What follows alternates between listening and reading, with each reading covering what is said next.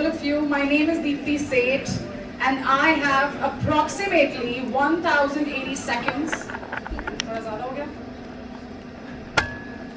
Just enough for me to make you see wellness with a twist. Are you ready? Yes. Okay, all right. Before we dive in, let's do a little diagnostics, okay? I want you to take your phones out. Show them to me. All of you. Okay. Go to your screen time. What a question. Early in the morning. Go to your screen time and record that number in your mind. I don't want to know. It's for you. All right? Now put your phones back on silent and on the side. And show me your empty, khali hath. All right. Screen time record kar liya? I have a question to ask. When was the last time you spent those many minutes, hours, looking inside your own mind? Scrolling your own thoughts rather than scrolling somebody else's Instagram feed or highlight stories. That little pause out there, that little teeny weeny discomforting moment of reflection may not seem much right now, but it has changed the course of several battles over the century. Thinking, right? Let me show you how. Taking you back 5,000 years from now, back in the land of Kurukshetra, where Mahabharat was played. Mahabharat ke baare mein suna hai? Everybody knows about Mahabharat.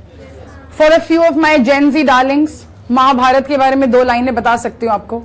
So apparently, if you don't know much about it, you can think of it as the OG story of tough choices. A war where one family stood on two sides. A war fought not for land or territory or kingdom. A war fought for dharma, for justice, for truth, for dignity, and for duty. On one side, the Pandavas.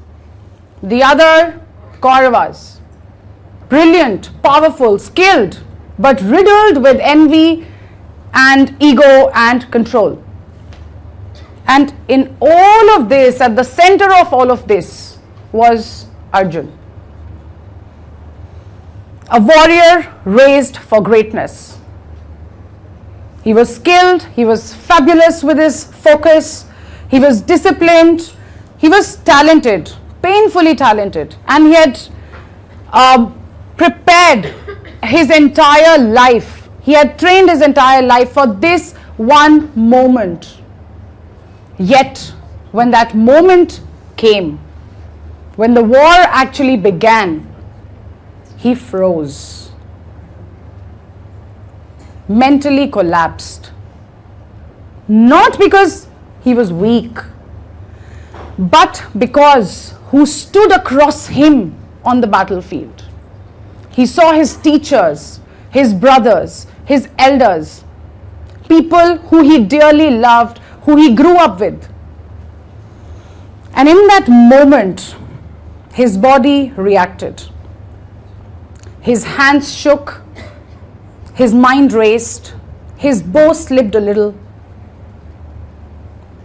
And perhaps that was the world's oldest panic attack at the world's biggest stage. Next to Arjun stood Krishna, his charioteer, his Sarthi. Okay? He was calm, he was grounded, but he was absolutely unarmed. What could have Krishna done?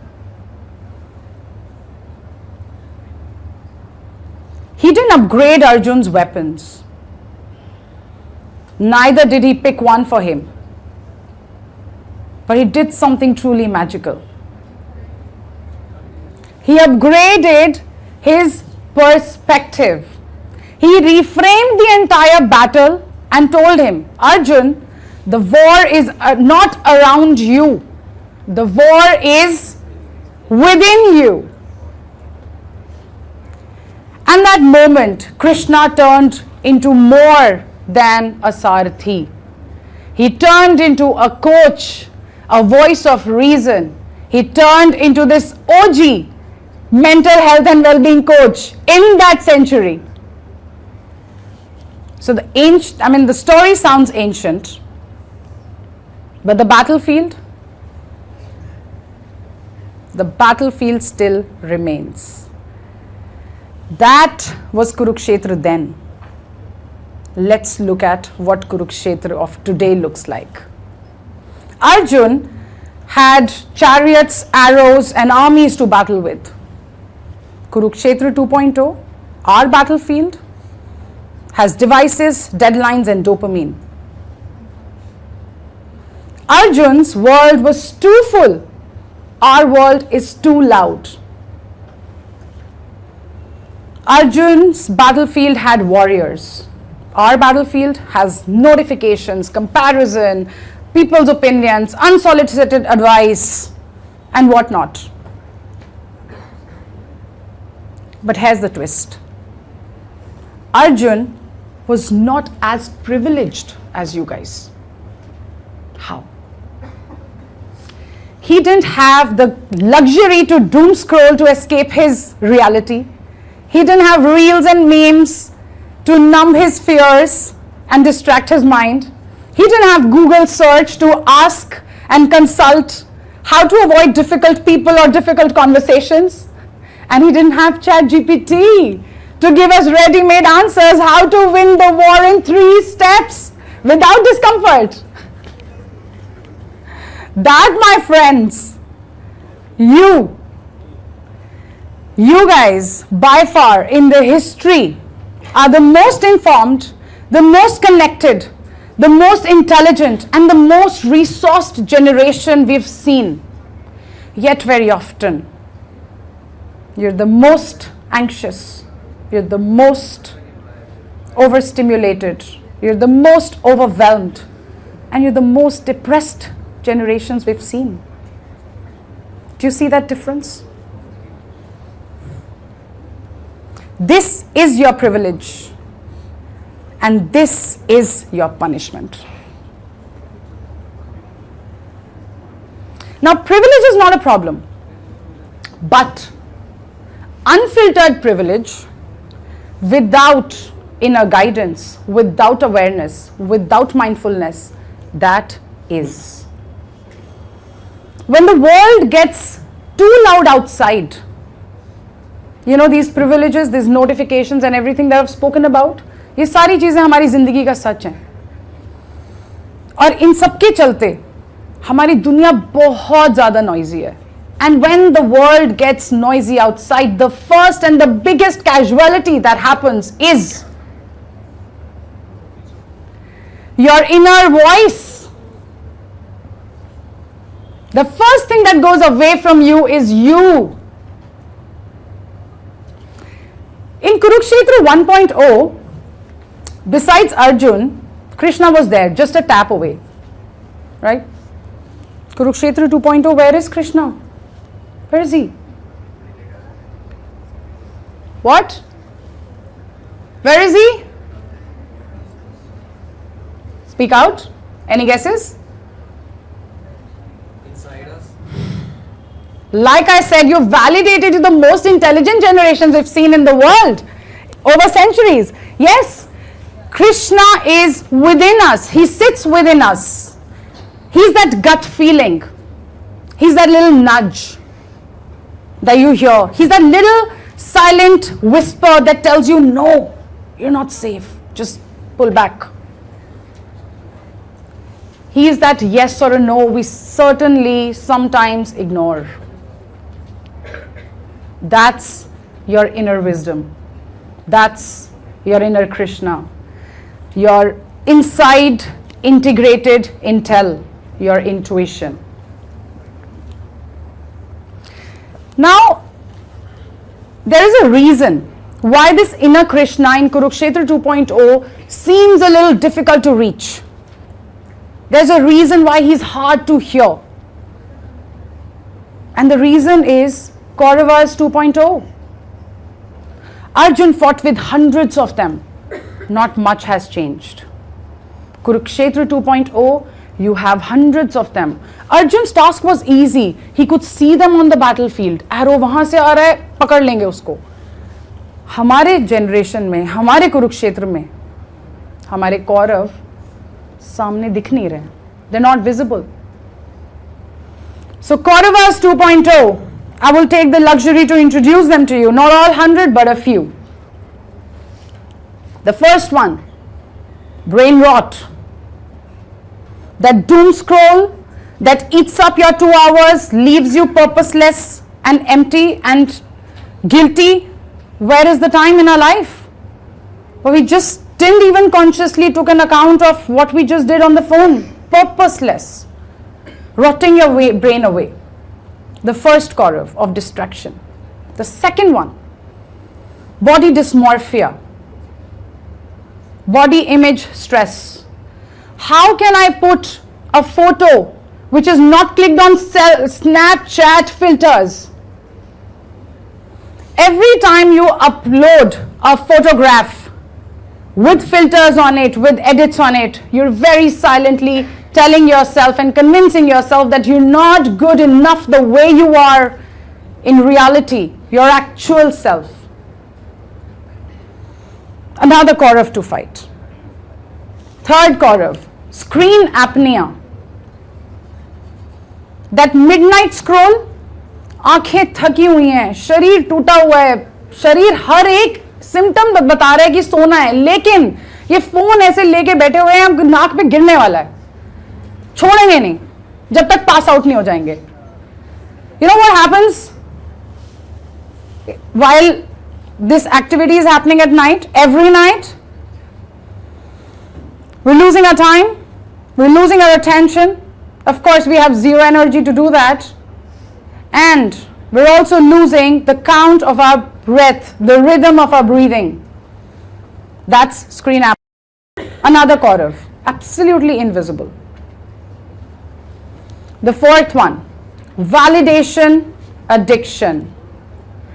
That daily report card of yours with number of followers, number of likes, number of notifications, which tells you every time the more the number, the bigger your self-worth. Every metric you tie your self-esteem with. Validation addiction. The next one, पुराना है, पर थोड़ा अब बड़ा हो गया. Envy and FOMO. When somebody else's win becomes your personal loss. The next one, burnout. काफी तेजी से बड़ा हो रहा है. So growing baby. So burnout is when you want to do it all, hustle out, ambition है, achievement है, सब कुछ है, पर अंदर से टूटते जा रहे हैं, खड़े होने की हिम्मत नहीं है, घर में snappy हो रहे हैं सबके साथ, लेकिन बाहर, wow, look at me, I've got everything sorted. So that's burnout. Bhishma of burnout, basically. So, of course, couple of these, but there are more and more which probably we don't even know in today's time, as you know, standing here in this point. So the problem is that these Kauravas are invisible. Arjun's task was easy. He had his Kauravas in front of him, okay? And our task gets difficult because they're very invisible. Now the problem, again, so not the problem, but Kurukshetra 1.0, Arjun's issue was that he was fighting his family. They're not enemies, right? He was fighting his family. Kurukshetra 2.0, not much has changed again. These are not your enemies. These were supposed to be your enablers. Technology, ambition, hustle, wellness, all of these beautiful things, they were meant to make you stronger. Put yourself back to the center. Support you, guide you. until they started controlling us. So what is the blind spot of wellness? What is the biggest blind spot of wellness? That we've become data rich and insight poor. We know our step count, we know our glucose spikes, we know our sleep cycles, we know our monthly cycles, we know everything about us. But we very often, rarely know how we truly feel, how we truly need to act or show up, what we really want, what is our purpose, and what is draining us or breaking us down by the days. No tab of that. So I think, my friends, the next generation of wellness can definitely just not be more routines, more hacks, more optimization. It got to start with reducing the noise in our worlds so that you can hear your inner Krishna again. And that's where the slow protocol beautifully fits in. It's a 4-step simple method to regain sight of your Krishna. S in the slow calls for step back and pause. So whatever you're doing, you're mid breakup, you're mid pacing a project, you're mid scrolling, you're mid emotional tension, you're mid anything, just step back and pause. Take a deep breath and ask yourself, am I truly living the life that I want to live? Is this authentically me? Or am I busy performing a life for the audience that's in front of me? The moment you ask a question, it changes your brain chemistry. It puts you from a state of reaction into a state of reflection, and that is the beginning of battling any Kurukshetra, physical or digital. The L in slow stands for lowering the noise. अब अपने घर के कुछ खिड़की दरवाजे तो बंद करने पड़ेंगे शोर कम करने के लिए, ताकि अपने अंदर की आवाज सुनाई दे. Just calls for that. Mute some notifications that are distractors. Leave the phones, digital devices. I'm not saying disconnect. It is an enabler. It is very important. It is your very important sarthi. But you should not turn it into God, is what I'm saying. Let it guide you. Let it not become your God. So distract for a few minutes. Bring a balance back. You know, most often we don't even know what we're consuming. खाना तो plate पे दिखता है.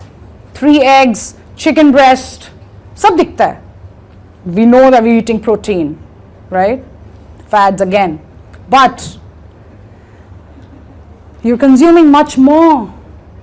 You're consuming people's opinions, their unsolicited advice. You're consuming their comparison coming your way. You're consuming toxicity where that comes inside your brain when you listen to someone who's probably achieved or hustled and made it big.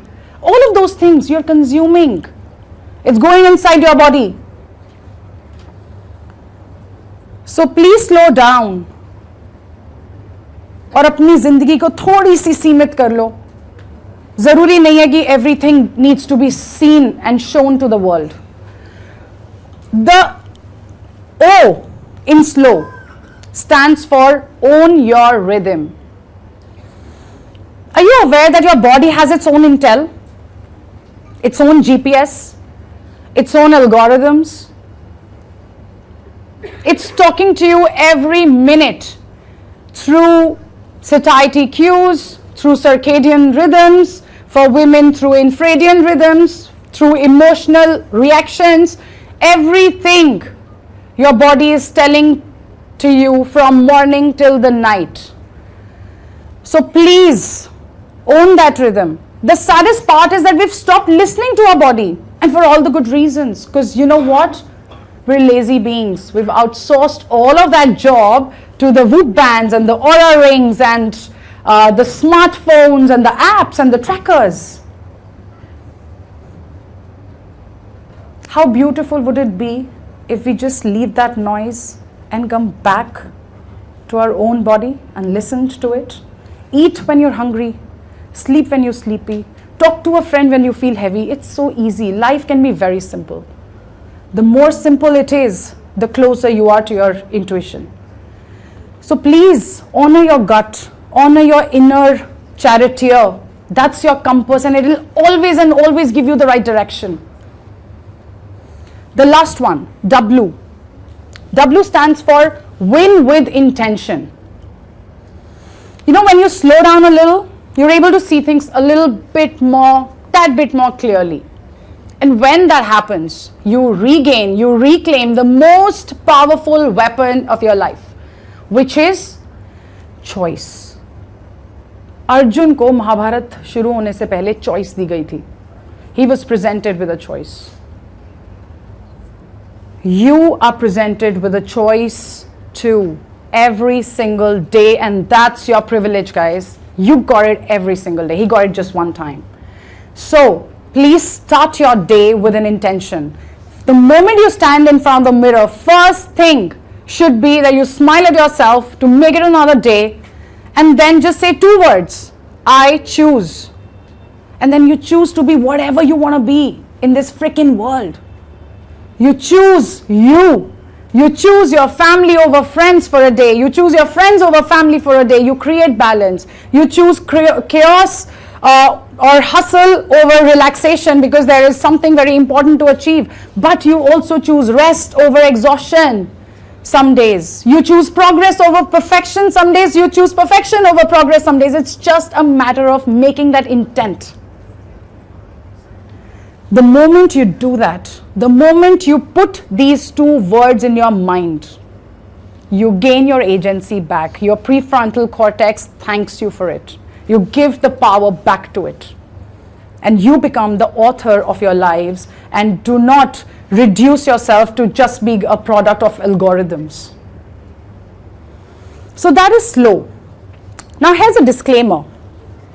Some days your Kurukshetra is going to be dustier, louder than you ever thought, than you ever saw. And it may startle you. It may leave you feeling like a failure. You don't fail that time. You don't fall short that moment. What you need in that time is a torch bearer. Arjun had a guide next to him. There will be days when you will need a guide next to you. It could be a therapist who untangles your brain, your mind, your thoughts. It could be a coach. It could be a friend. It could be a book. It could be a podcast. Whatever it is, you will need support from the external world. Don't shy away from that. Now, putting everything back and circling to one point, in my opinion, the next generation of wellness will be defined when we get clarity of what matters to us and to our lives, what brings quality and what drains us. Awareness of our patterns, of our triggers, of our nervous system, of our baggages and our inner child wounds. Emotional hygiene, the awareness that cleaning your mind and your thoughts is an everyday chore, just like cleaning your body. Boundaries, not to let the world out, but to let yourself in your own world. And lastly, acceptance that healing is not linear. There will be days slow will work for you. There will be days a torchbearer will take you back home to yourself. And that you are a work in progress. Every day is going to be a different day, and every day you just work and get better, survive it, fight the battles. Every day you'll have a different Kaurav in front of you. The only thing you need is pause and think the next action. So if you had to take anything away from these 1080 odd seconds, let it be this, that slow is not opposite of success. Slow your pathway back to your own wisdom. Slow is how you hear your inner Krishna. Slow will be the starting point of the next generation of wellness. And slow will be the new fast. Thank you so much.